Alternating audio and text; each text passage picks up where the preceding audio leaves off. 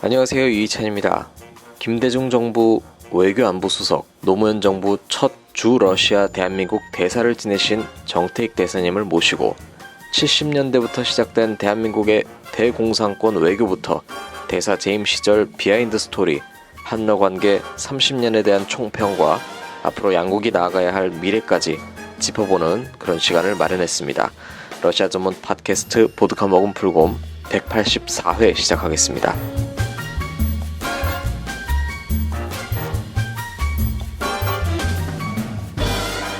고정 패널 소개하겠습니다. 러시아 여행작가 서진영입니다. 반갑습니다. 안녕하세요. 방송인 일리야입니다. 반갑습니다. 바로 그럼 오늘의 초대 손님 소개해드리겠습니다. 자기소개 부탁드립니다. 저는 2002년부터 2005년까지 주 러시아 대사를 역임한 정태익입니다. 여러분 만나 뵙게 돼서 반갑습니다. 네, 반갑습니다. 반갑습니다. 저랑 개인적으로는 대사님하고 참 오래된 것 같습니다. 처음 뵀던 게 아마 2009년인가 벌써 한 10년 된 것 같습니다. 제가 여러 행사나 회의 때 뵙기도 했는데 제가 가장 그래도 기억에 남는 거는 대사님하고 같이 프랑스 파리에 간 적이 있습니다. 그때 이제 국제 컨퍼런스가 있어서 거기서 이렇게 제가 통역도 하고 그때 기억이 사실 가장 오래 남는 것 같습니다. 네. 예. 그동안 어떻게 지내셨는지 근황 토크를 좀 해보겠습니다. 저는 2005년 주 러시아 대사를 마지막으로 외교관 생활을 마쳤습니다. 외교관 생활을 한 36년 했고요. 외교관 생활 마치고 나서 바로 경남대학교 북한대학원 초빙 교수가 돼가지고 삼청동에 소재하고 있는 그 연구소에서 초빙 교수로 재임하면서 학계와 인연을 맺었고 또 그 이후에도 뭐 다양한 활동을 했습니다. 특히 제가 주목할 만한 활동을 한 것은 문선명 총재가 세계 평화를 위해서는 미국과 소련 또 러시아가 화해 협력을 해야 한다는 것을 제창을 해서 그 화해 협력을 하기 위해서는 베링 터널을 뚫어서 교류와 협력할 수 있는 인프라를 깔아난다는 그런 비전을 제시를 해가지고 외교관으로 생활할 때는 한반도의 평화, 그리고 안정, 번영을 위한 활동을 했습니다마는 퇴임 후에 제가 여러 가지 활동한 것은 세계 평화, 동북아 평화를 위한 그런 활동을 많이 해왔습니다.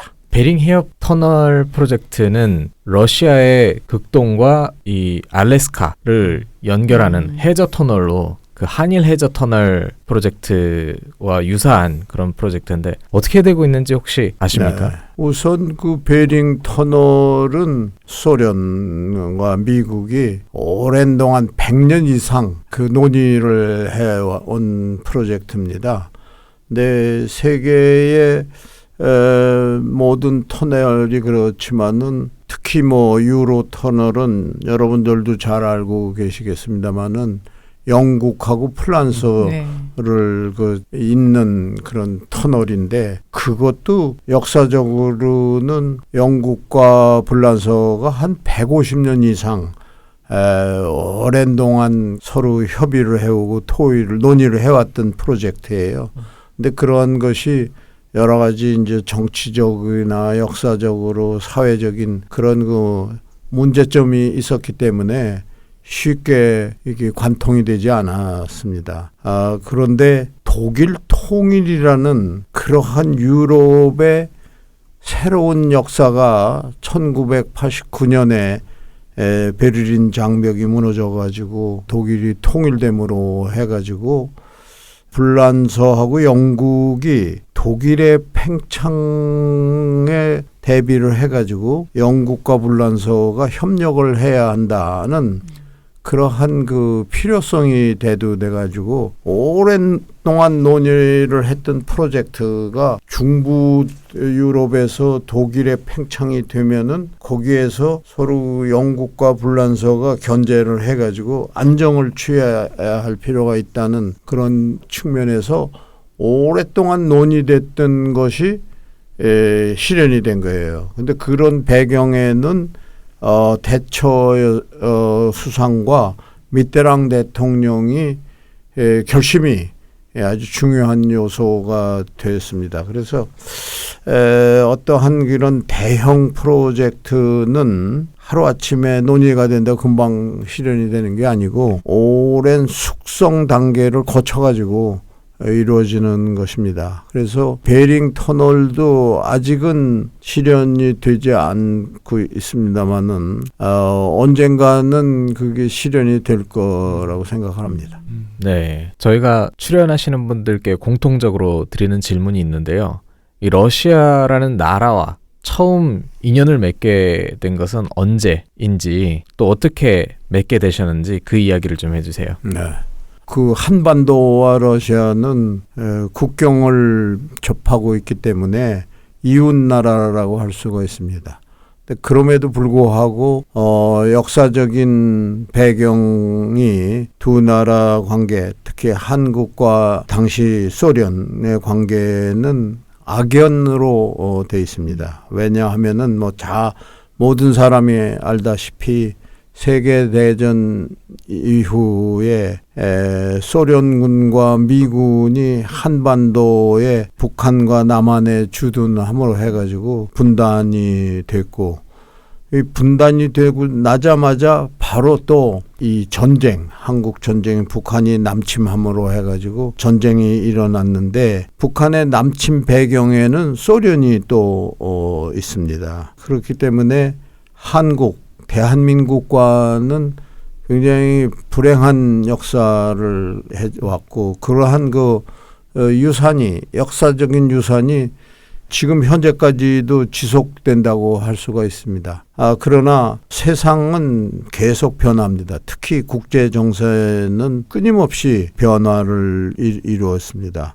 여러분들도 잘 아다시피 1990년에 소련이 해체가 되고 그러므로 해가지고 세계 정세가 급격히 변했습니다. 그리고 소련 해체와 더불어 바로 또 동구권도 무너지고, 제가 러시아와 인연을 맺은 것은 한국이 분단이 돼가지고 동구권과 공산권과는 외교 관계가 단절이 돼 있어가지고 적대적인 관계가 있는데, 외교라는 것은 적대 관계에 있는 나라와도 대화를 통해서 관계 개선을 하려고 그러는 목적을 가지고 있기 때문에 대한민국도 이 당시 소련이죠. 소련과의 적대 관계에 있음에도 불구하고 그 대화를 유지하기 위해서 끊임없이 노력을 했습니다. 그러니까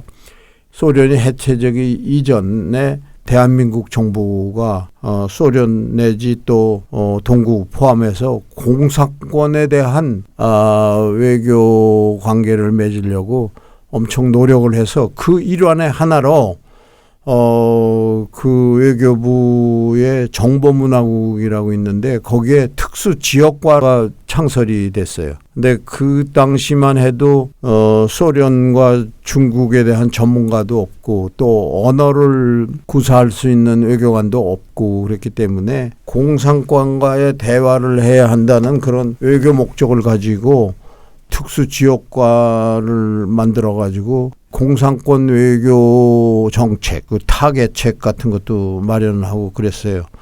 내가 외무부 들어와 가지고 초급 외교관 시절에 화란에서 공부를 했는데, 공부하고 돌아오자마자 하여튼 특수 지역과에 배치를 해 가지고 제가 대공산권 외교 정책 수립에 관여를 했습니다. 그래서 그때 그 과가 만들어지고서 그 러시아 말과 중국말을 하는 외교관을 특채를 해가지고 당시에는 이 훈련된 외교관이 없었기 때문에 언어만 할 줄 아는 사람이요. 외국어 대학에 요청을 해가지고 우리가 그 공산권 언어를 하는 직원을 특채를 해서 우리 과에 배치를 해가지고 연구를 했습니다. 그게 몇 년도였습니까?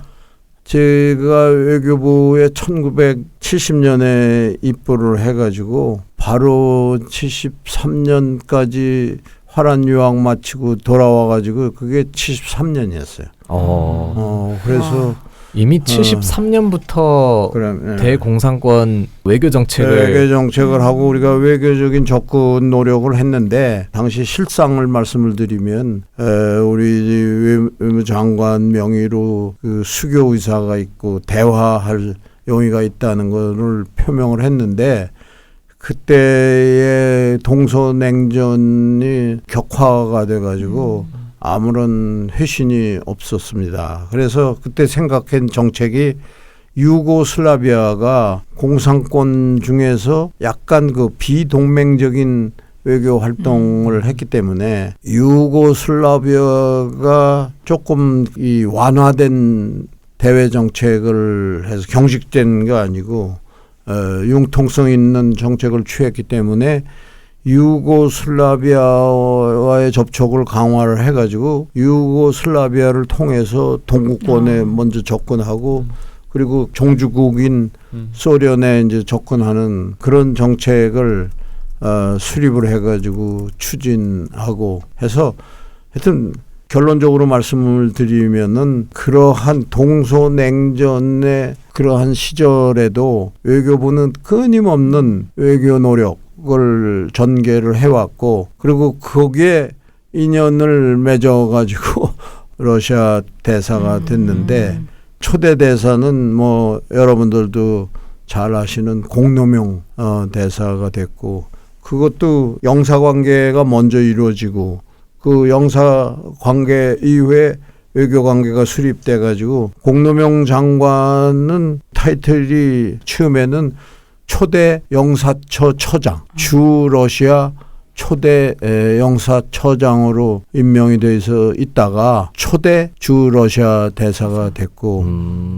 저는 제 7대 주 러시아가 돼서 근무를 했습니다. 예. 그러면 73년부터 그러니까 소련을 중심으로 한 대공산권 정책을 수립하면서 결국 대화의 채널을 만들기 위해서 노력을 하셨는데 이게 실질적으로는 90년에 공공연한 공식 채널이 만들어졌잖아요. 그러니까 한 27년 정도가 걸렸는데 지금 생각해보면 되게 답답하셨을 것 같아요. 긴 시간인데. 그러면 그 시기는 이 단절의 역사뿐만 아니라 경쟁과 대립의 시대였기 때문에 지금 하는 그 외교 형태하고는 완전히 달랐던 시절이에요. 그리고 우선 뭐 출입이 불가능하기 때문에 특수한 사람의 특수한 경우에 비자를 받아가지고 그런 건데 지금 생각을 하면은 아주 격세지감이 있는 것이고 지금 젊은이들은 상상을 할 수가 없는 겁니다.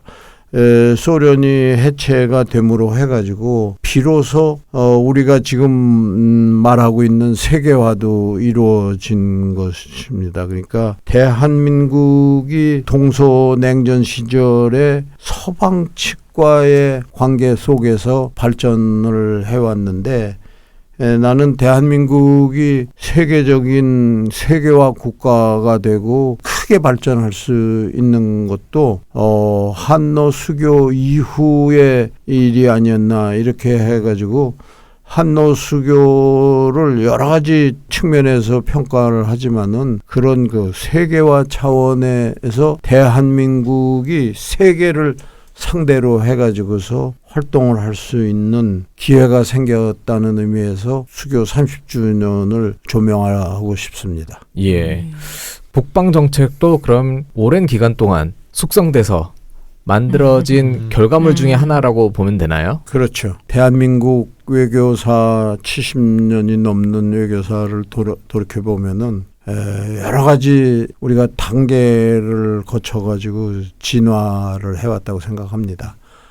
초창기에 정보가 수립이 돼가지고 이승만 정부 시절에는 가장 중요한 것은 대한민국이 유엔에서 실시하는 선거에 의해서 대한민국 정보가 수립이 되었고 그렇기 때문에 대한민국은 그러한 유엔이 뒷받침하는 정부다, 유일한 합법 정부다라는 것이 가장 중요한 거였어요. 조선이라는 나라가 왕국이 있다가 역사적인 지도에서 사라졌단 말이에요. 근데 이것이 다시 2차 세계대전 이후에 새로 탄생이 됐는데 이 탄생이 된 모든 신생국가도 마찬가지지만은 국제사회에서 인정받는 거, 다시 말해가지고 국제사회의 승인을 받는 거, 또 다시 말해가지고 국제사회를 구성하고 있는 국가들과 외교 관계를 맺는 것이 제일 중요한 일이에요. 그래서 대한민국은 이 수립되자마자 승인 외교가 제일 중요했어요. 그래서 북한보다도 더 빨리 많은 국가가 승인을 했고, 물론 북한은 공산권에 있는 소속한 국가들이 승인을 했습니다.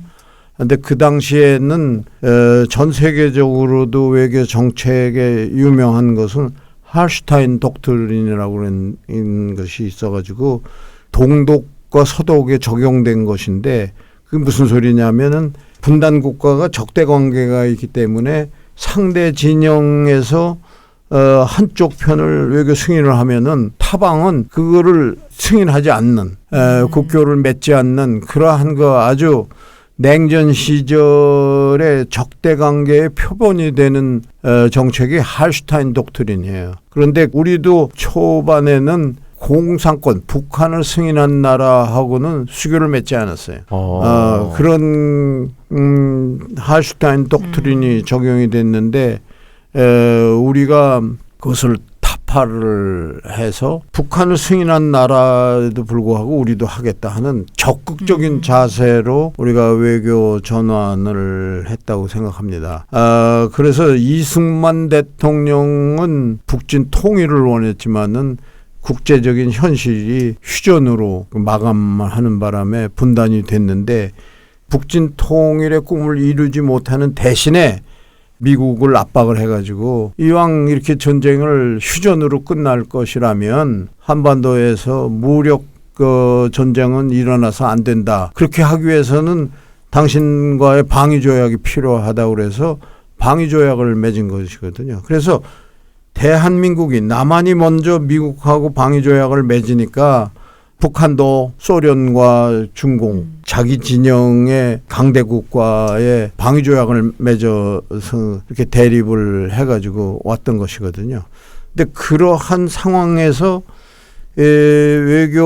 외교사에서 주목해야 될 거는 노태우 대통령의 북방 정책이에요. 그러니까 북방 정책은 뭐냐면은 지금 평양으로 가는 길이 막혀 있기 때문에 이 평양으로 가는 아주 최단기 코스의 길이 막혔단 말이에요. 그렇게 하려면은 우리가 모스크바와 베이징을 통해서 우리가 길을 터가지고 그쪽으로 해가지고 궁극적으로는 평양까지 가겠다는 그러한 그 비전에 의한 정책이고, 그것이 실현된 결과가 우선 90년에 당신 소련이죠. 소련과 국교를 맺고 또 2년 후에 92년에 중국과의 수교를 맺은 것은 대한민국으로 보면은 외교 사상 가장 최대의 외교적인 성과하고, 평양 정권이 수립돼 가지고 최대 재앙이 북방 정책이에요. 그런데 그 성공의 배경에 우리가 가장 주목해야 될 것은 서울 올림픽이에요. 그러니까 서울 올림픽을 우리가 역사적으로 재조명을 해야 되고, 그러한 자리가 이 자리인 것 같아요.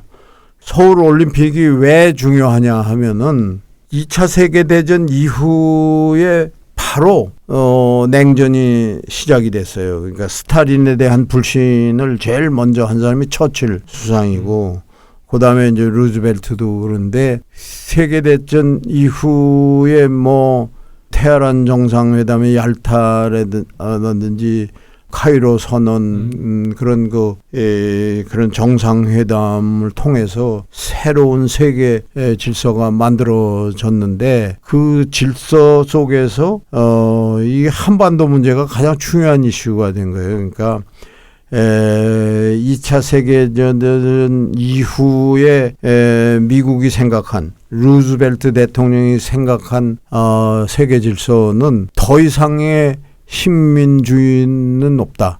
더 이상의 식민 제국주의는 없다. 지금으로부터는 그 식민지가 아닌 새로운 독립국가들이 국제사회의 구성원이 되는 그러한 질서를 만들려고 한 거예요. 근데 거기에서 가장 대표적인 이 식민국가를 한반도로 지목한 거예요. 놀라운 일이에요.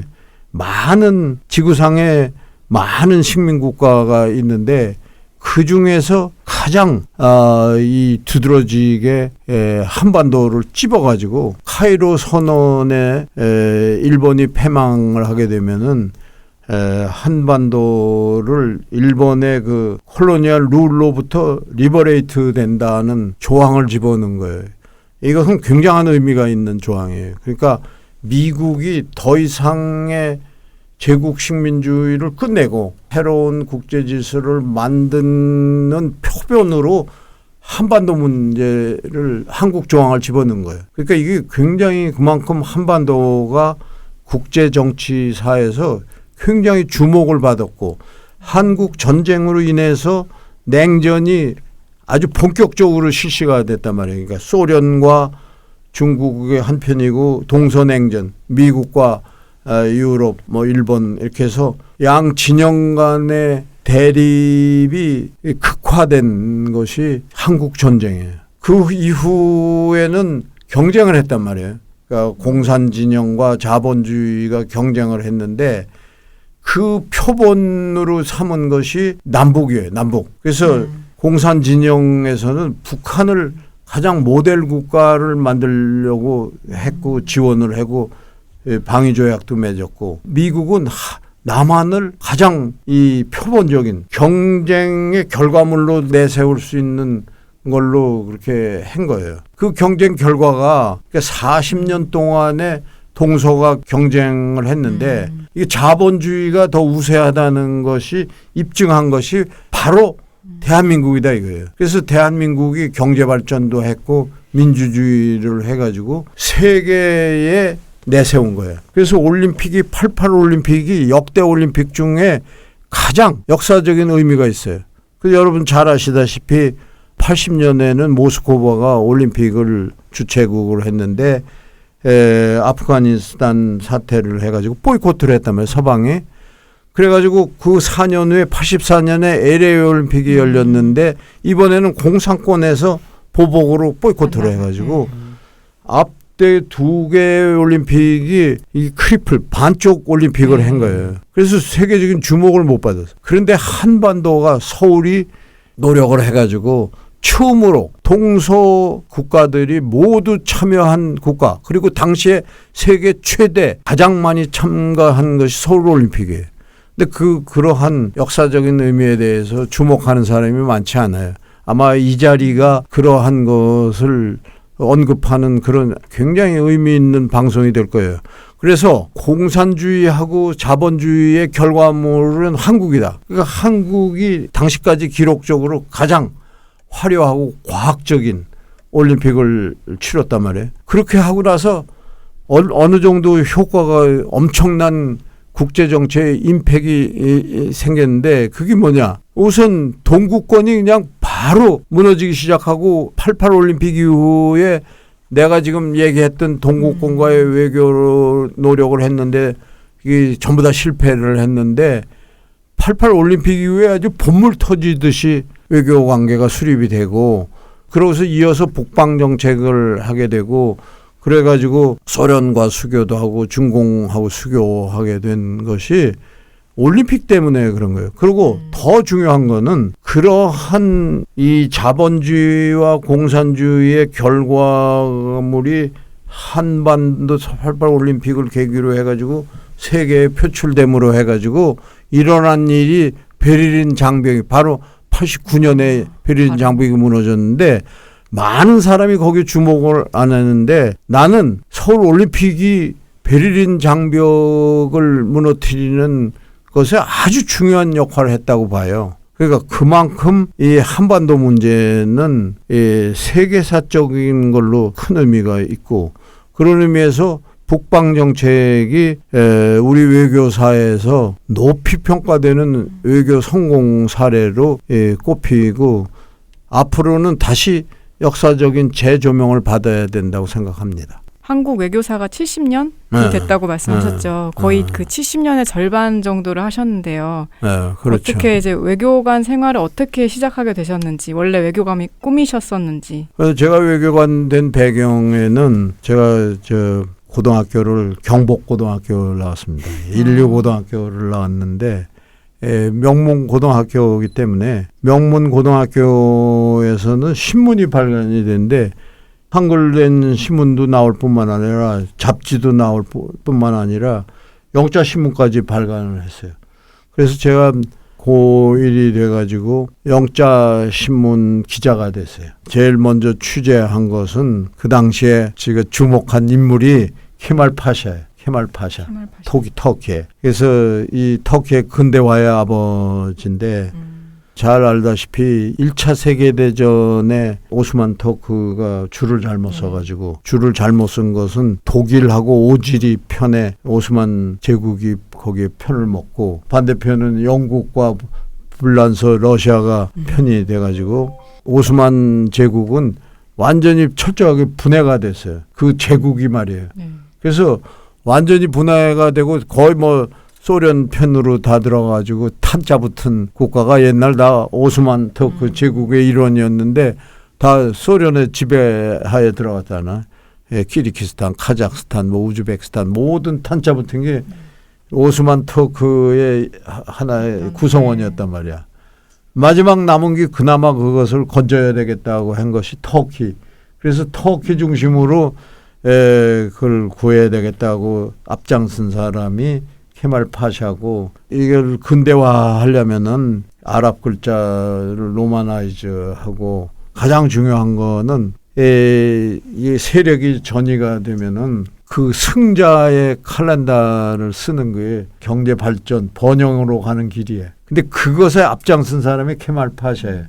그래서 케말 파샤를 주목을 해가지고 내가 터키 대사관에 해가지고 우리 영자신문에 케말 파샤 특집을 낸 적이 있어요. 이제 그러한 고등학교 시절의 활동이 이어져 가지고 고등학교에서 공부를 잘해가지고 서울 법대를 갔는데 국제법 학회에 들어갔어요. 근데 들어갔더니 법대에서도 외교 문제에 대해서 법학도지만 관심을 가져야 된다 그래서 외교학회가 또 만들어졌어요. 그래서 국제법학회도 외교학회가 두 군데가 있었는데 나는 양쪽에 가입을 했는데 결국은 뭐 거기에서 활동하는 사람들이 그 사람이고 그래가지고 내가 법대의 국제법 외교학회 초대 회장이 됐어요. 하다 보니까 일본은 아시아에서 가장 이 근대화된 국가고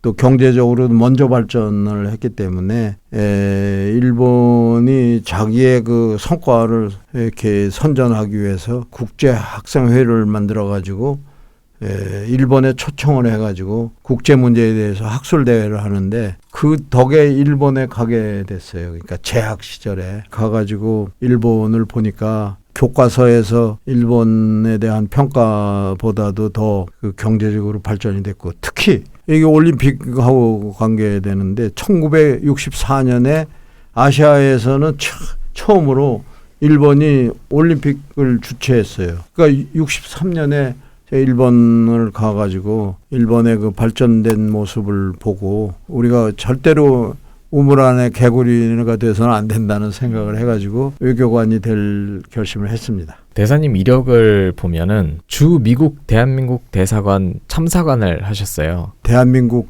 정부가 1948년에 수립이 돼가지고 그 이후에 많은 외교 정책도 변하고 국제 정세도 변하고 해서 그때 정세가 변하면서 변하지 않는 끊임없는 목표가 있어요. 그거는 국익을 수호한다는 거예요. 그러니까 외교관의 가장 큰 미션이 국익을 수호하는 거예요. 한마디로 말하면은 국익을 수호하는 것은 변치 않아요. 근데 그것은 나뿐만 아니라 전 세계 외교관, 러시아도 뭐 하여튼 전 세계 모든 외교관들이 자국의 이익을 대변하고 국익을 수호하는 노력을 해요.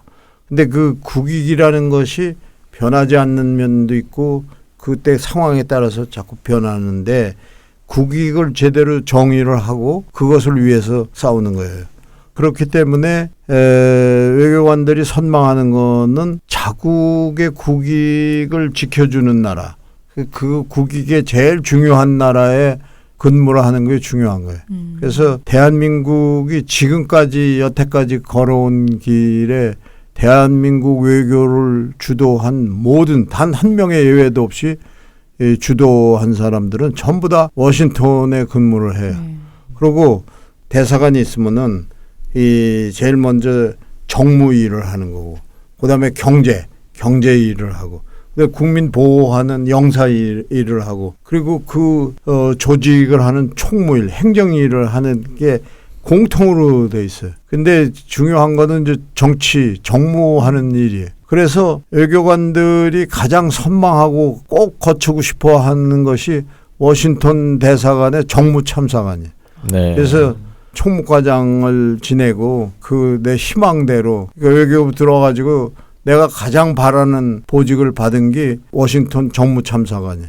그래서 그 직책을 수행을 한 것을 아주 지금도 자랑스럽게 생각하고 그때 많은 전보를 쳐요. 근데 전 세계에서 전보가 들어오고 정보가 들어오는데 대통령이고 외무장관이고 이 본부에서 제일 주목하는 전보가 워싱턴에서 오는 일이에요. 그래서 그 당시에 내가 친 전보는 대통령도 보고 아주 중요한 역사적인 네. 그런 일이에요. 그런데 그때에 워싱턴에 근무했을 때 세계 정세는 어땠느냐 하면은 바로 그 시기가 고르바초프하고 레이간이 정상회담하는 그런 시기에 소련도 그 많은 이제 역사적인 터모일이 많이 있었는데 그때가 하여튼 그 소련의 가장 중요했던 시기예요. 그래서 고르바초프가 등장인데 고르바초프가 등장하게 되고 그런 게 페레스트로이카하고 그라스노드 정책을 취하게 된 가장 큰 배경은 이 체제가 둘이 경쟁을 했단 말이에요. 모든 국제대회에서 자기 체제가 우수하다고 다 홍보를 하고 경쟁을 했는데 이게 러시아가 점차적으로 경제적인 어려움을 겪게 되게 세계 경쟁을 하다 보니까 오버 익스텐디드 되는 거예요. 그러니까 자기 진영 국가를 갖다가 능력 이상으로 지원하고 그러다 보니까 이 국력이 쇠퇴가 된 거예요. 프루시초프가 이 닉슨하고 회담을 해가지고 우리 사회주의가 자본주의보다 더 우수하다고 그래가지고 막 유엔에서 그냥 신발짝 가지고 이제 연설을 하고 하여튼 유명한 건데 그때만 해도 자신 있게 우리가 서방을 이길 거라고 호언장담을 한 게 후르시초프가 유엔에서 연설을 한 거예요. 근데 그렇게 장담을 했음에도 불구하고 현실이 그렇지 않단 말이에요. 현실이 그렇지 않은 그 갭을 서기장 최연소 서기장이 된 고르바초프가 이런 데고 이대로 가서는 안 되겠다 해서 공산주의를 갖다가 혁신하기 위해서 그렇게 그라스노트도 하고 페레스트로이카를 주장을 한 거란 말이에요. 전환의 그 시기에 워싱턴에서 그걸 목격을 했고, 한국 국내 정치로 말하면은 전두환 대통령이 이제 어쨌든 정권을 잡았단 말이에요. 근데 그 정권 잡는 과정이 정당성이 충분하지 않았기 때문에 대외적으로 전두환 대통령의 정통성을 선전하는 그러한 시기였겠어요. 대외적으로는 이 급격한 그 변화에 우리가 주도권을 잡아야 되는 아주 중요한 시기에 내가 정무참사관을 역임을 해가지고 많은 노력을 했어요. 근데 거기서 느낀 거는 미국이 하여튼 이 서방 진영을 대표하는 나라로 한국을 내세우려고 했기 때문에 경제 발전도 발전이지만은 또 인권 문제, 그 민주주의로도 모범 국가가 돼야 된다고 했기 때문에 전두환 대통령 보고는 전두환 대통령이 단임을 한다고 그래요. 내가 이 단임을 해가지고 나는 정권 욕심이 많은 사람이 아니고 내가 단임해가지고 경제 발전을 시키겠다는 게 그거를 강조를 해가지고 미국도 전두환 대통령이 마음 변할까봐 7년 단임을 약속을 저버리고 장기 집권할까봐 엄청 노력을 했어요. 그래서 미국이 한국이 민주주의 국가로 그리고 세계 모범 국가로 되기 위해서 많은 신경을 썼다 이거죠. 그러니까 그런 과정을 다 매니지하는 실무자로서의 매니저하는 역할을 했기 때문에 시기적으로도 중요했고 내가 모든 활동을 책으로 놨어요. 지금 그 국립외교원이 많은 지금 1,000명이 넘는 외교관을 배출했어요. 대사들을 정부 수립이래. 그 중에서도 모범적인 인물을 선정을 해가지고 그 오랄로 다 기록을 남겼는데 내가 거기에 선정이 됐어요. 그래서 외교안보연구원이 내가 관한 오랄 히스토리를 발간을 해줬어요. 내가 지금 지금 이 자리에서 얘기하고 있는 상당 부분이 기록으로 남아 있어요. 그래서 그러한 것들을 후배들한테 알리고 뭐 세상은 자꾸 변하지만 변화되는 세상 속에서 외교관이 어떤 고민을 했는지 그런 거에 대한 기록이 남아 있습니다. 대사님은 이제 2002년 러시아 그 대사로 임명되셨잖아요. 그 임명 당시 상황을 혹시 러시아 내에 벌어지는 일이 기억하시는지 그 당시의 기억이 어떻게 됐는지 알려주실 수 있으실까요? 대사로 임명되기 전에 대통령 외교안보수석으로 임명을 받았어요. 그러니까 대통령님께 제가 대통령님이 바라시는 외교정책에 어디다 역점을 두시고 계신가. 대통령으로서 외교정책에 무엇을 역점을 두시고 있는가를 직접 물어봤어요. 김대중 대통령 말씀하셨어요. 남북관계를 개선하고 싶고 남북관계에서 교류와 협력을 이렇게 하다 보면은 과정을 오래 지속하면은 언젠가는 그 남북관계가 포인트 오브 노 리턴 더 이상 돌아갈래도 돌아갈 수가 없는 그런 단계로 진입이 되면은 남북관계가 안정화가 될 거고 두 번째로 역점을 두신 거는 한일관계. 그러니까 한일관계를 잘 풀어야 한다. 기본적인 철학이 있어요. 그러니까 한국과 일본은 영원한 이웃이다 이게. 그래서 이웃 국가로 살다 보면은 서로 이해관계가 엇갈려가지고 갈등관계가 많은데 한일관계는 역사적으로 오랜 기간 우호 협력관계가 있었는데 불행한 역사가 이제 이 단기간에 불행한 역사가 있다. 제일 먼저 임진왜란 7년 동안의 전쟁을 치르고 일본이 침략을 한 거. 그리고 일제 36년 식민 지배한 것. 그래서 이 전후로 해가지고 약 한 100년의 불행한 역사가 오랜 기간에 설린 이웃 국가로서의 설린 관계를 갖다가 망쳐놓는 거고 그거를 더 악화시키고 있는데 이러한 관계는 끊어야 된다. 그래서 끊기 위해서는 몇 가지 해야 할 문제가 있다. 지금도 지속이 되는 문제지만은 이 역사에 대한 인식 문제, 그리고 그 야스쿠니 신사 문제가 굉장히 있는데, 우리를 괴롭혔던 전범, 그 전범들은 국제재판소에서, 동양 극동재판소에서 정식으로 재판을 통해 가지고 전범이라고 재판 판결문을 내린 인물들이 야스쿠니 신사에 합사돼 있단 말이에요. 근데 이 사람들을 일본 지도자들이 가서 참배를 하는 것은 역사를 왜곡시키는 행동이기 때문에 이 문제를 어떻게 해결할 수 있는 방법을 찾아내라. 그리고 기타 이제 위안부 문제는 사실 그때 제기가 되지 않았어요. 김대중 대통령이 남북 관계, 러시아하고 관계에 있어서 제일 역점을 둔 게 철도 연결 문제. 그리고 이제 철도 연결을 해 놓으면은 남북 관계도 개선이 되고, 러시아하고도 그 관계가 하고, 러시아가 물류의 중심 국가가 되려면은 이게 한반도 철도하고 연결이 돼야 이 물건들이, 그 화물이 글로 해서 유럽까지도 가고 러시아도 가고, 그렇게 돼서 발전을 할 수 있다는 걸로 해서 그 역점을 뒀고, 김대중 대통령은 옐친 대통령하고 정상회담을 해가지고 이 나우트카, 이 극동 지역 개발을 위해서 우리가 거기에 공업 단지를 만들어 가지고 수출도 하고 러시아 내에도 공급하고 하여튼 그런 합의를 했는데, 그거는 러시아에서 양국 국회의 비준까지 다 됐는데 러시아 쪽에서 이행을 안 했어요. 근데 그거는 러시아 쪽에서 문제가 발생한 거는 그 우선순위의 문제. 재무장관은 돈이 많지 않으니까 우선 서방 쪽, 저쪽 유럽 쪽에 개발을 해야 되고, 극동에 신경 못 쓴다고 그래가지고 하고. 그러나 산자부 쪽에서는 어떻게든지 이거 하려고 그랬는데 러시아 내부의 갈등 관계로 이행이 안 됐어요. 나우트카 공동. 그래서 철도 연결 문제 이런 거 있었는데, 하여튼 갑자기 이 러시아 대사의 전임자한테 조금 정치적인 문제가 있어가지고 안보 수속을 하다가 가게 됐어요.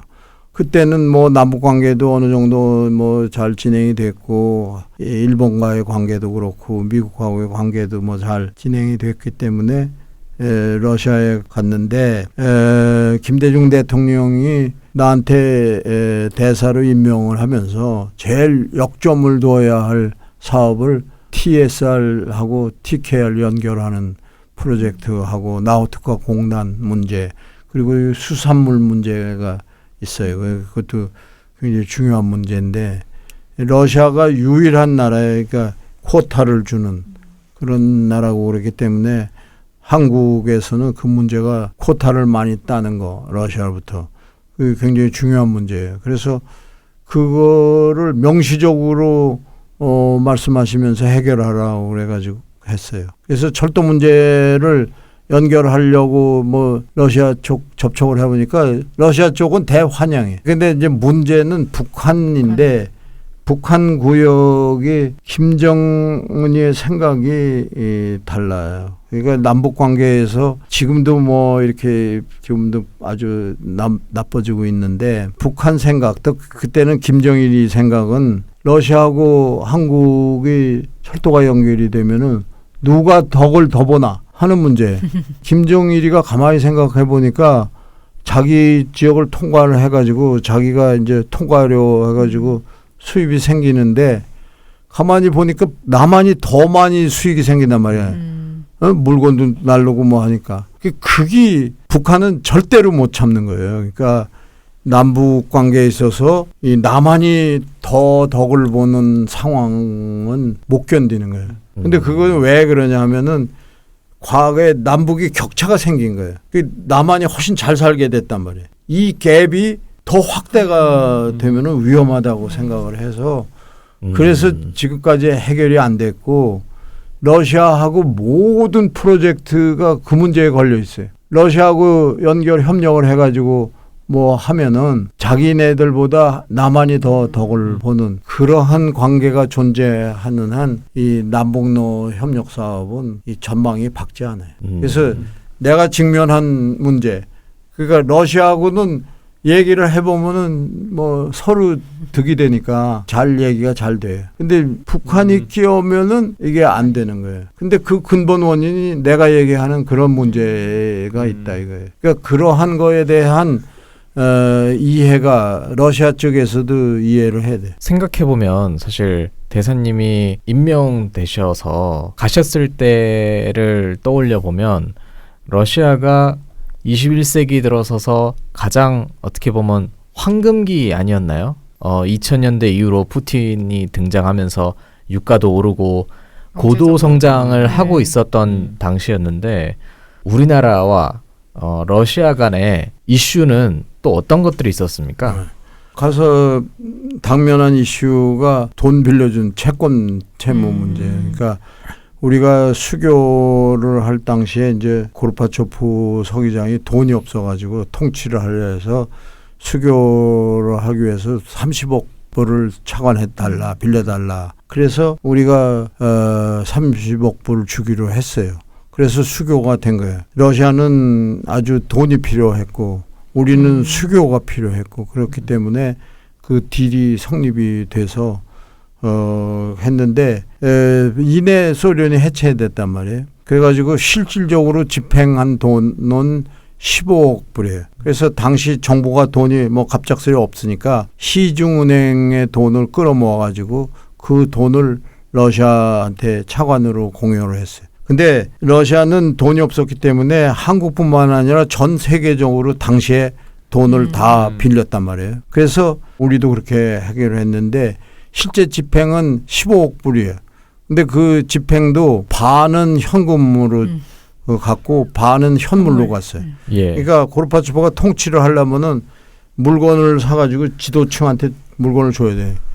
그런데 가전제품이 그때 아주 좋았단 말이에요. 그래서 고르바초프가 통치를 위해서 가전제품 반, 현금 반을 가져갔는데 그거를 이내 러시아가 경제적인 사정이 악화가 돼가지고 그걸 갚지를 못하게 돼서 현물로 갚겠다. 그래서 처음에는 알루미늄으로 받기도 하고 그러는데 알루미늄은 국제시장에 갖다 팔면 뭐 그대로 돈인데 석유니 뭐 이런 거는 갖다 팔면 돈이니까 그건 의미가 없지. 그래서 러시아가 제의한 게 무기를 가져가라. 무기를 제공하니까 무기로 갚겠다. 그래서 우리가 그것을 일부 받아들였어요. 근데 왜 받아들였냐?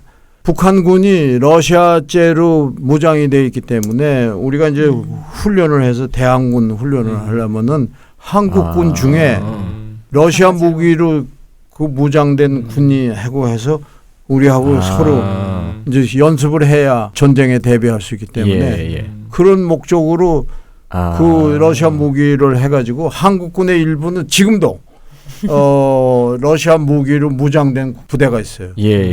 그래서 매뉴얼 번역도 하고 뭐 여러 가지를. 이제 그럼에도 불구하고 그 사업이 뭐 또 미국이 또 견제하고 하니까 그 쉽지를 않아가지고 진행이 안 돼서 내가 부임해서 보니까 이 부채 문제가 15억 불을 빌려줬는데 연체가 돼가지고 러시아가 갚지 못하니까 이게 다시 22억 불을 떠가지고 불었는데 이 문제가 존재하는 한 이 협력 관계가 할 수가 없어요. 그러니까 우리가 추가적으로 지원을 하고 싶어도 러시아하고 뭐 잘해보려면은 우리가 지원을 해가지고 뭐 사업을 해야 되는데 법률적으로 안 되게 돼 있어요. 그러니까 부채 문제가 해결되지 않는 한 추가 차관 제공을 할 수가 없게 돼 법률적으로. 그러니까 양국 관계를 발전시키려야 발전시킬 수가 없게 돼서 내가 해결해야 되겠다고 첫 과제가 이 부채 차관 문제 해결을 하는 거예요. 그런데 지금 얘기한 대로 푸틴이 운이 좋은 사람이야. 푸틴이 저기 장기 집권하는 데는 운이 있어가지고 그때 유가가 올라갔단 말이에요. 그래가지고 푸틴이 연임할 수 있었던 거는 순전히 경제적인 유가 덕에 푸틴이 이 장기 집권을 할 수 있는 기초가 된 게 순전히 유가예요.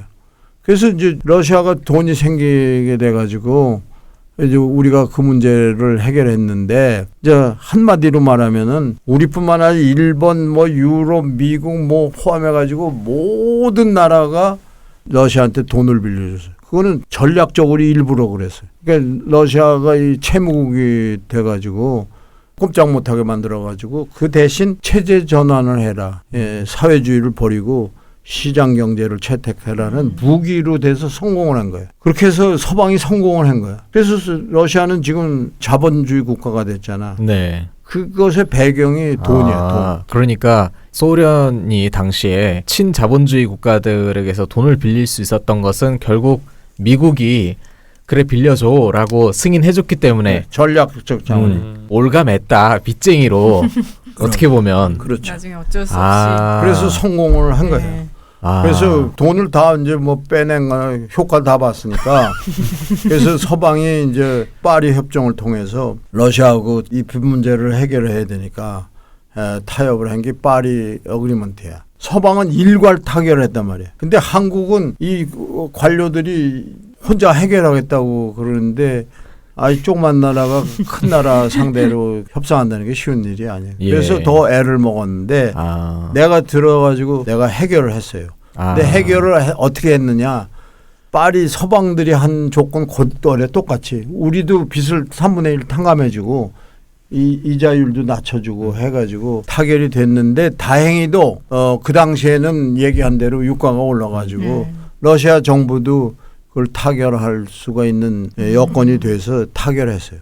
그래서 내가 러시아 대사가 들어가가지고 제일 먼저 한 일, 그리고 가장 잘한 일이 이 차관 문제가 해결된 거예요. 근데 이 저기 언론인이고 뭐고 다 무식해가지고 이런 사실을 몰라가지고 러시아 한테 빌려준 돈을 갖다가 뭐 철도 연결해 써라, 대북에 투자해라, 뭐 이런 소리도 하고 헛소리를 언론에서 엄청 많이 했어요. 네. 우리가 아직도 뭐 러시아가 돈 안 갖고 뭐 떼어먹고 뭐 그러는데 그 돈을 북한한테 주도록 해라든지 뭐 이상한 소리 한 사람들이 진보 중에 많았단 말이에요. 네. 그러니까 그 돈을 다 받아내신 장본인이 와. 오늘 이 자리에 계십니다. 그러면 탕감. 그 파리 협정이라는 것은 강대국들이 러시아 대상으로 해서 그래. 그 빚을 받아낸 건데 그 파리 협정에 한국이 끼지 못한 상태였고 그걸 일부러 안 낀 거예요. 이제 따로 더 좋은 조건으로 하겠다. 받겠다. 그래 근데 그게 어떻게 잘못된 해보겠다 판단이다. 했는데. 근데 이제 결국은. 그게 잘 안 돼서 대사님이 들어가셔서 파리 협정에 그래. 같은 조건으로 그래. 우리도 하자 해결하셨군요. 해서 타결이 됐다. 그렇죠. 제가 알기로는 이거 맞는지 모르겠습니다. 2008년 대한민국 우주인 배출 사업 대사님이 계셨을 때 그 네. 협상을 러시아 측하고 했다고 들었는데 맞습니까? 네, 맞아요. 그래서 내가 뭐 이 러시아에 부임해 보니까 러시아 이게 뭐 미안한 얘기지만은 하여튼 우리가 모든 분야에서 러시아 일반 국민 생활인이 모든 면에서 우리가 낫다는 직감이 들었어요. 근데 뒤처진 부분이 있어요. 러시아한테 아주 그냥 명백히 뒤처진 게 우주 항공 분야. 네. 그래서 러시아는 우주 항공 분야 특히 내가 가장 큰 인상을 받은 게 후리니체프 연구소가 모스크바 근교에 있어요. 거기 가보니까 놀라운 거야. 그래서 모든 이 우주 관련 부품이 글로 몰려가지고 거기서 다 조립을 해가지고 카자흐스탄 그 우주 발사를 바이콘으로. 그렇게 했는데 우리한테 수요가 생긴 거예요. 우리는 인공위성을 만들어가지고 자꾸 쏘아 올려야 되는데 이 발사할 수 있는 능력이 없는데 다른 나라는 다 돈을 받고 이거 발사를 해줘요. 근데 그걸 발사할 수 있는 나라가 몇 개 안 돼. 다 값을 다 500억 이상씩 다 차지해. 그런데 거기서 제일 싸게 부르는 게 러시아라고. 그 중에서 그래서 우리가 주로 러시아한테 의존해가지고 쏘아 올린 거예요. 우리 인공위성 뭐 기상 인공위성 뭐. 그래서 거기다 의뢰를 하다 보니까 요거를 우리도 발사를 해야 되겠다. 지금 대한민국은 내가 부임했을 때 세계 모든 산업 분야의 10위권에는 다 진입을 했어요. 대한민국은. 굉장한 나라예요. 뭐 전자는 뭐 세계 1, 2위로 다투고. 근데 제일 낙후된 게 소련하고 그러니까 러시아하고 협력하고 우주 항공 분야다. 그래서 이거에 대해서 협력을 이 분야만이 우리가 역점을 둬야 할 분야라고 내가 착상을 해가지고 그렇게 하려면 협정을 체결해야 된다. 그래서 우주 항공 협정을 러시아는 이거 하도 발달돼 있고 우주 정거장도 뭐 만들고 예. 그렇기 때문에 우주 항공청이 따로 있어. 예. 예, 공군 장군 출신이 거기 총장인데 나도 공군 출신이. 그래서 이제 내가 이거를 해야 되겠다 해가지고 그 사람 찾아가가지고 맺자고 제안해가지고 그거를 준비를 가자마자 시작을 해가지고 그 협정 맺으려면 하루 아침에 되는 게 아니니까 김대중 대통령이 보냈는데 대통령이 바뀌었어요. 그래서 네. 노무현 대통령으로 바뀌었는데 노무현 대통령이 내가 간지 얼마 안 되고 뭐 평판 들어보니까 괜찮은 뭐 외교관이다. 그래서 나를 그대로 저기 러시아 대사로 그대로 임명을 한 거예요. 그래서 다시 말하면 김대중 대통령의 마지막 주 러시아 대사이자 노무현 대통령의 초대 예. 러시아 대사가 된 거예요. 그런데 하고 있다가 이게 또 탄핵 소추가 돼가지고 정지가 돼서 그래서 고건 총리가 대행을 했단 말이에요. 그러다가 풀렸어. 그때까지만 해도 노무현 대통령이 취임해가지고 그때만 해도 미국, 일본, 중국을 갔다 왔는데 탄핵이 된 거야.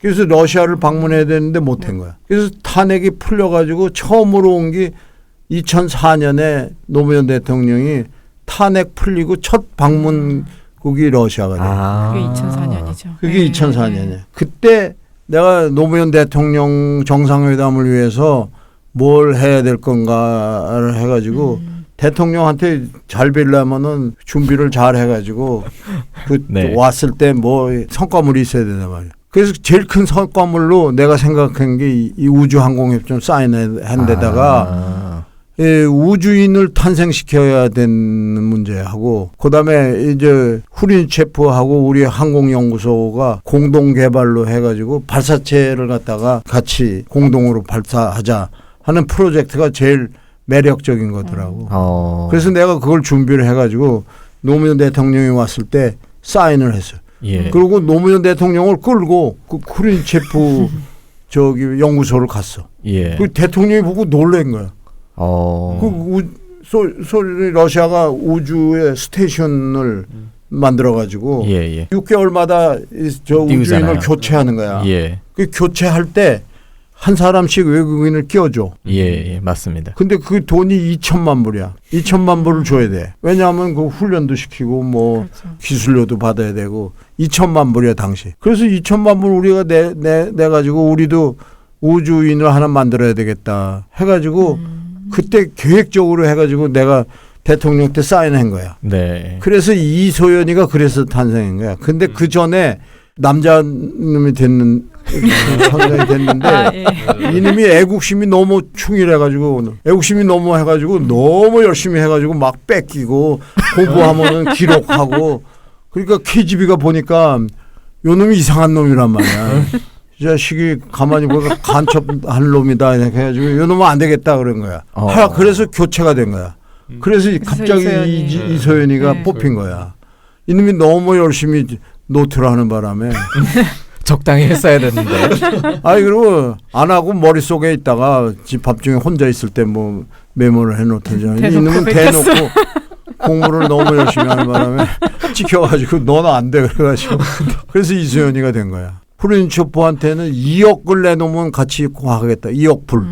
그래서 뭐 우리는 그때 돈 많았으니까 2억 불 좋다. 그 후린체프 소장은 이 러시아 과학자들 돈을 줘야 되는데 돈이 없는 거야. 그래서 이거 협정 맺어가지고 우리가 2억 불 준다. 좋다. 그래서 같이 서로 하자. 윈윈이네. 그렇게 해서 나로호가 된 거야. 우주인 배출뿐만 아니라 나로호 개발이랑 아예 그 패키지 사업을 우주 항공 내가 목표한 거는 우리도 이제 우주 항공 분야의 10위권에 그런 강국이 돼야 되겠다는 생각을 내가 먼저 한 거예요. 근데 이 과정에서 협력할 수 있는 나라는 러시아다. 미국이고 뭐고 일본이고 이놈들은 우주항공 근처에 우리 과학자가 구경만 한다고 그래도 안 되는 거예요. 근데 그때는 러시아가 이제 돈이 없었으니까 우리하고 협력을 하자. 그래서 그때는 뭐 그거 협정 그거 합의했을 때 내가 기억나는 거는 우리가 돈 2억 불 낸다고 그랬더니 그 소장이 너무 좋아가지고 바로 좋다고 하라쇼. 반가워 너무. 보드카를 바로 꺼내가지고 그 자리에서 이게 축하해야지. 러시아 사람은 거의- 기분 좋으면 그냥 보드카로 하자. 구세주네요 저희가. 축하해야 된다 그래가지고 그 자리에서 내가 석잔 먹어. 아주 그냥 대낮에 그냥 뭐 보드카로 내가 취해가지고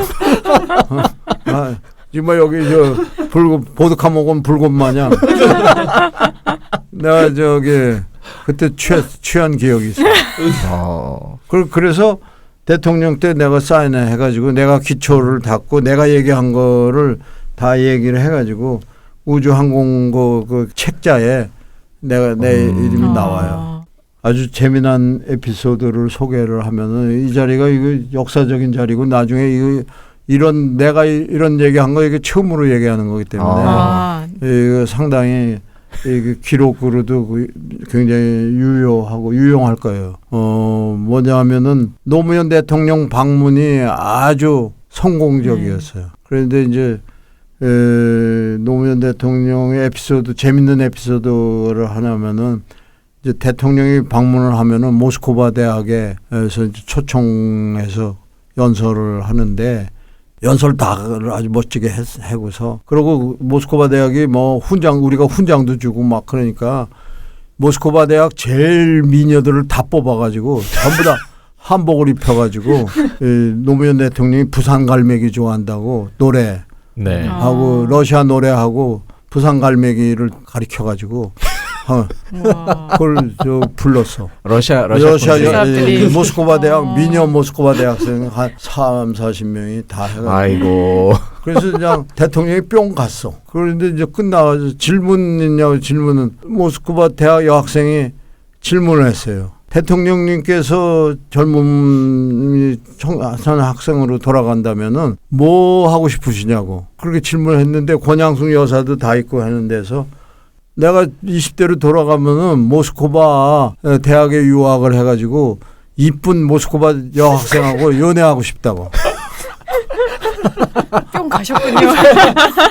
그래가지고 막 웃었어. 근데 그냥 그거를 그때 조선일보 특파원이 이 가십을 써야 돼. 이 대통령이 그냥 한다는 소리가 그냥 그따위 소리나 하냐고 가십에 까야 되겠다고. 그냥 내가 완전히 준비를 했는데 이 조선일보가 이거 가십에 까겠다고 해서 내 특파원 지금도 여기 있어. 정병원 특파원 있잖아. 알지? 자네도. 그 친구한테 그냥 빌어가지고 야, 다 된 밥에 콕 받치지 마라. 그래서 내가 막았어. 그래서 만약에 그거 안 막았으면은 노무현 대통령이 가는 데마다 가십에 걸렸거든. 미국 가가지고는 내가 미국 없었으면 내가 이 자리에 없었고 깜빵에 가 있을 거다고 이렇게 얘기했지. 중국 가가지고는 내가 제일 존경하는 인물이 모택동이라고 그랬단 말이야. 아니 대한민국 대통령이 어떻게 모택동이 하냐고 또. 근데 일본을 방문할 때는 어떻게 날 잡은 게 우리 국치일에 방문했어요. 그 모스크바 내가 처진망고 끝에 착 잘해놨는데 이게 또 코를 빠친다고 아니 대통령이 품격 없이 한다는 소리가 그냥 연애하겠다는 소리 나고 하냐고 까겠다고 그러는 거야. 그래서 내가 빌어가지고 막았어. 그 에피소드야. 내가 오늘 여러 가지를 그냥 큰 일을 하셨네요. 너무 많이 비화를 풀어놔가지고 나중에 쓸 때 뭐 이런 거 참고해가지고 써요. 그래서 모스크바 대학생은 똑똑하고 미녀다. 좋은 면만. 그다음에 이제 거기서 노무현 대통령이 역사적인 건 대통령. 노무현 대통령 고등학교밖에 안 나왔기 때문에 모스크바 가기 전에는 모든 명예박사 학위 오퍼를 전부 거절했어요. 제의를 전부 거절했어요. 왜냐하면은 자기는 고등학교 나온 걸로 족하고 그게 더 자랑스럽다. 고등학교 나왔는데 대통령 된 게 더 자랑스럽다 해가지고 거절을 했는데 여기는 수락을 했어. 수락을 그냥 한 게 아니라 여기도 모스크바 대학에서 박사학위 주겠다고 그랬더니 처음에는 노무현 대통령이 노했어. 안 받겠다. 근데 내가 또 대통령 이제 뭐 여러 가지 이유를 댔지. 뭐 모든 대통령이 방문을 하면은 특히 김대중 대통령이 러시아 방문했을 때 모스크바 대학에서 연설을 했다. 그리고 만약에 안 한다고 그러면 왜 안 하냐는 기자들이 취재를 하면은 그게 또 문제가 된다. 그렇게 하면은 이게 대통령한테 절대로 유리하지 않으니까 수락하시는 게 좋겠다고 내가 장문에 전보를 쳐가지고 수락을. 그러면 유일하게 모스크바 국립대학교 명예박사 그 최초이자 마지막일 거예요. 노무현 대통령의 최초 명예박사이자 마지막 박사. 이것도 몰랐던 사실이네요. 네, 몰랐던 사실이고 네. 내가 재밌네요. 여러 가지 재미난 그 몰랐던 사실을 이 방송을 통해서 많이 밝혔습니다. 감사합니다. 수교를 통해서 하여튼 한국과 러시아는 정치, 경제, 문화 모든 분야에서 정말 괄목할 만한 발전을 했어요. 1917년 러시아 혁명이 나가지고 또 관계가 끊어졌고 그 이전에 그 러시아가 일본과의 전쟁에서 패했기 때문에 그것이 이 한국이 외교권 식민화되는 결정적인 요인인 거예요. 그게 러시아의 패배가 그랬기 때문에 러일 전쟁이 끝나자마자 시모노세키 협정이 이루어졌지만은 한국과의 관계는 러일 전쟁에서 일본이 승리하자마자 한국하고 을사 조약을 체결한 거예요. 그 을사 늑약이라고 하는데 그때 외교권하고 군사권이 박탈당했어요. 그래서 법률적으로 우리 외교관의 눈에 본 것은 대한민국의 주권은 1905년에 상실됐다고 봐야 돼요. 그래서 그 당시에 상주 대사가 이범진 공사인데 을사 조약이 체결되자마자 이범진 공사가 사임을 해요. 현지 사임을 했는데 이분이 안 돌아오신 거예요. 안 돌아오셔가지고 끝까지 그 상페테르부르크에 남으셨는데 그다음에 이제 아주 역사적인 안중근 의사가 하르빈이 당시 러시아 관할에 있는 하르빈에서 이토 히로부미를 저격함으로 해가지고 그 사건이 더 한일 합병을 촉발시켜가지고 그게 1909년에 일어났는데 그 다음에 10년에 합방이 됐어요. 그러니까 러시아하고 우리의 운명 관계는 깊은 관계가 있어요. 다 상관관계예요. 러시아가 패퇴함으로 해서 을사조약이 체결됐고 그때 벌써 외교권이 박탈됐고 외교사적으로도 아주 비극적인 사건이 일어난 거예요. 이범진 공사는 거기에 남아 있는데 남아 있을 때 어떻게 해서 남아 있느냐? 니콜라이 2세 마지막 러시아 황제한테 편지를 썼어요. 기록에 지금 남아 있어요. 나도 전준시이기 때문에 나도 황족이다. 고종 황제의 친척이다. 그렇기 때문에 나도 황족이니까 황제께서 구벼 살펴가지고서 제가 러시아에서 할 수 있도록 보살펴달라 편지를 내세요. 그래서 편지를 받고 황제가 은급을 주기 시작했어요. 그래서 은급을 줘가지고 생존을 했는데 이범진 공사가 그걸로 집사 하나를 데리고 상트페테르부르크에서 1905년에 그만두고 끝까지 있었어요. 합병되자마자 안 되겠다 해서 자진을 해야 되겠다 해가지고 10월 달에 합병이 됐는데 1911년 1월 달에 자진을 해. 근데 자진을 하면서 아주 극적인 그 모든 돈을 다 정리를 해가지고 집사한테 마지막으로 150 루블을 주고 극동 지역에서 독립운동 하는 데도 다 돈을 주고 제일 중요한 거는 그 돈 중에서 장례사한테 돈을 미리 줘. 내가 죽거들랑 장례를 치러달라. 그래가지고 장례를 치렀어요. 그 돈을 받아. 그때 외교관들이 이범진 공사를 기억하고 있는 사람이 참여를 했는데 장례식 하는 게 한 3분짜리 필름이 지금도 남아 있어. 필름이요? 필름이. 장례식. 그 필름이 지금 남아 있어가지고 그 당시에 그 장례식 모습이 다. 그 얼마나 이 비극적인 거냐 말이야. 다 예견하고 다 돈도 미리 지불하고. 그래서 장례식을 다 치러. 그래가지고 공동묘지에 묻혔어. 이휘종 그 아들은 헤이그 밀사 사건의 이상설하고 이준. 이상설은 이미 벌써 그 브라디보스톡에 있었고 고종이 러시아로 망명할 걸로 생각을 하고 준비하고 있었어. 그런데 이 고종이 안 나간다. 망명 안 한다. 그래서 그 고종이 상해도 안 간다. 만약에 고종이 움직였으면은 고종이 망명한데 망명 정보가 쓰고 상황은 또 달라졌을 거예요. 이범진 공사의 그 마지막 그 비극의 역사를 다시 복원해야 된다 해가지고 내가 거기에 이제 2002년에 친선 특급 활동 해가지고 그 다 해서 저 브라디보스톡에서 상페테르부르크까지 여행을 했는데 마지막 대미를 갖다가 이범진 공사 추모식을 그 전에 준비를 다 해가지고 이범진 공사의 추모비를 세웠어요. 근데 그것도 이범진 공사 러시아는 그 후에 뭐 전쟁 뭐 2차 세계대전 뭐 온갖 해가지고 러시아는 그 또 불행한 역사 그 슬픈 역사가 너무 많이 쌓인 거예요. 러시아도. 그래서 공동묘지에 사람이 묻히고 또 묻히고 뭐 해가지고 이범진 공사가 어디에 묻혀 있는 건 몰랐어. 근데 우리가 찾아냈어. 용역을 줘가지고. 네. 그 어떻게 찾았냐? 이 저기 공동묘지에 저기 묘지 책을 전부 뒤졌어. 그 누가 묻혔는지 기록은 다 남았어. 네. 거기에 우리가 찾았어. 공동묘지에 프린스 범리. 그러니까 자기가 황족이라는 거를 나타내가. 그래서 프린스 범리를 찾은 거야. 그래서 공동묘지를 우리가 찾았어요. 그 땅의 일부를 샀어. 비싼 돈을 주고. 사가지고 거기다가 보훈처다 얘기를 해가지고 추모비를 세워가지고 이범진 공사 초대 주 러시아 이범진 공사 지묘 그리고 뒤에다가 1900년서부터 1905년까지 여기 상트페테르부르크에 주재를 했다.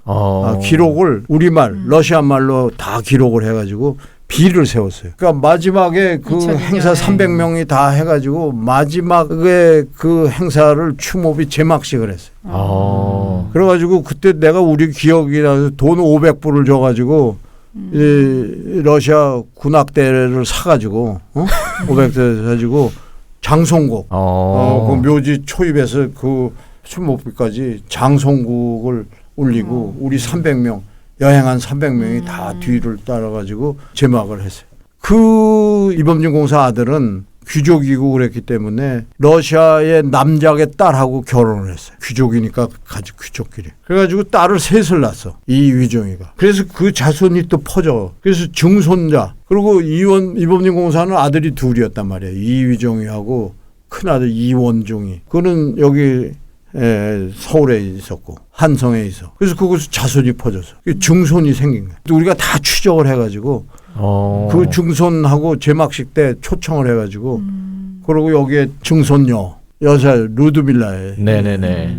나만 보면 이 사람 눈물이 흘려가지고 자기 계보가 자기 누구의 딸인지도 뭐 후손인지도 몰랐는데 그런 그 높은 분의 네. 자기가 귀족의 딸이라는 거를 알게 돼가지고 그래서 우리 독립유공호의 멤버도 등록이 돼 있고 네. 그때서부터는 응급도 나오고 뭐 다 한국도 왔다 갔다 하고 그래서 두 증손남하고 증손녀가 만나가지고 서로 눈물을 흘리는 거야. 말은 안 통하고 막 껴안고 그냥 그 워낙 그 정말 비극적이고 슬픈 장면이기 때문에 내가 글로도 남겨놓고 다 기록에 다 남겨. 그 우리 외교관은 절대로 과거의 역사를 잊지 않는다. 대한민국은 우리가 어떠한 역사를 갖든지 우리가 끝까지 추적을 해가지고서 그걸 지키고 보존하고 기록에 남긴다. 30년에 대한 총평을 한번 해주세요. 수교가 됨으로 해서 하여튼 모든 분야에서 발전을 했고 우리가 잊었던 역사도 다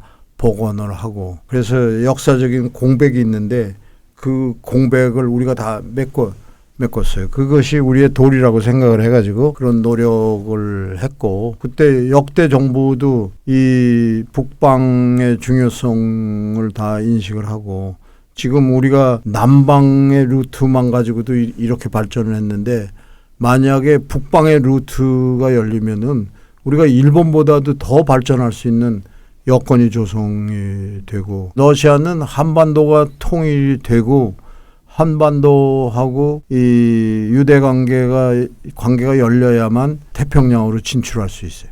또 우리는 대륙으로 진출하는데 러시아의 협력이 필요해. 그리고 러시아는 극동 지역을 개발하지 않으면은 러시아의 미래가 없어요. 지금 뭐 거기 양극화가 너무 심하고 지역 불균형이 너무 심하고 모든 것이 유랄 이서에 집중이 돼 있기 때문에 그 우리하고 협력이 러시아한테도 사활에 걸린 문제예요. 그래서 양국이 서로 이렇게 프로젝트는 다 얘기를 했는데 실현된 건 지금 제로야, 제로. 말만 지금 양국 지도자들이 말만 앞서고 실현이 안 돼 있는 거예요. 그래서 협력할 수 있는 잠재력이 엄청난데, 근데 그거는 양국이 서로 노력해야 되는데 30주년을 맞이해가지고 여러 가지 생각을 했는데 그 중에 하나가 내가 생각하고 구상을 하고 앞으로 추진하려고 하는 거는 러시아와 한국이 협력할 수 있는 플랫폼을 만들어야 돼. 빌딩을 하나 져가지고 내가 이 송강의 후예예요. 러시아 사람 가만히 보니까 푸시킨을 제일 좋아해. 톨스토이보다도 푸시킨을 너무 좋아해. 그래서 정송강 푸시킨 하우스를 하나 만들어가지고 거기에다가 모든 러시아 기관이 함께 들어가지고 한러 관계 인재들이 서로 얼굴도 맞이하고 서로 얘기도 하고 그런 그 플랫폼을 만드는 거예요. 그래서 그러고 나는 러시아 정부가 아쉬운 거는 아니 러시아가 문화 강국인데 그런 장점을 활용 못하고 있는 거예요. 모든 나라가 여기 문화원을 다 가지고 있어요. 서울에. 근데 러시아가 그런 장점을 가지고 있고 문화를 내세우면은 다 한국 사람들 뿅 가는데 그걸 안 해. 근데 이제 하려고 그랬는데 요새 러시아가 유가가 떨어지는 바람에 돈이 없어가지고 못하고 있어. 그래서 이런 것도 우리도 협조를 해가지고 해놓으면은 인펜트리 베드가 돼서 한러 협력을 할 수 있는 인프라도 더 많이 깔아야 되고 방송도 이거 더 열심히 해야 되고 해야 할 일이 많아. 그래서 네. 최근에 이 박병환 공사가 책을 하나 냈는데 예. 러시아를 이렇게 중시 안 하는 까닭에 대해서 비판하는 책을 썼어요. 예. 그래서 그 내가 홍보를 해줬어. 아니 나도 뭐 조금 언론에 관계 있네. 내가 데일리 경제의 고문직을 수락을 해가지고 요새 이제 이 외교 관계 문제를 자꾸 부각을 시키고 공공외교도 하고 그래서 한국민이 더 성숙되고 더 그렇게 돼. 러시아 사람도 그랬지만 공부를 많이 해야 되고 그런 노력을 계속 해가지고 잠재력은 엄청난데 맨날 그냥 잠재력만 있다고 해놓고 이거 실천하는 사람들이 없어. 정말 행동하는 양심, 우리 김대중 대통령 좋아하는 글인데 행동하는 양심들이 더 많이 생겼으면 좋겠어요. 예. 그래서 그런 것을 하도록 자꾸 이렇게 알려야 돼. 이거 방송 이런 걸 자꾸 해물어 해가지고 듣는 사람 자꾸 생기지. 또 이거 들어보니까 유익하다 그러면 또 전파도 하고. 예. 그래서 이찬 대표의 역할이 앞으로 계속 크다고 생각합니다. 감사합니다. 네, 오늘 장시간 아주 많은 이야기를 해주셨는데 아마 시간이 더 있었으면 더 많은 이야기들을 해주셨을 거라고 생각합니다. 저희가 다음 기회에 또 모시기로 하고요. 30주년을 돌아보고 또 한국과 러시아, 소련까지 넘어가서 어떤 관계의 발전의 역사가 있었는지 오늘 정태익 대사님으로부터 아주 재밌는 이야기, 비하인드 스토리까지 해서 들었습니다. 오늘 출연 감사드리고요.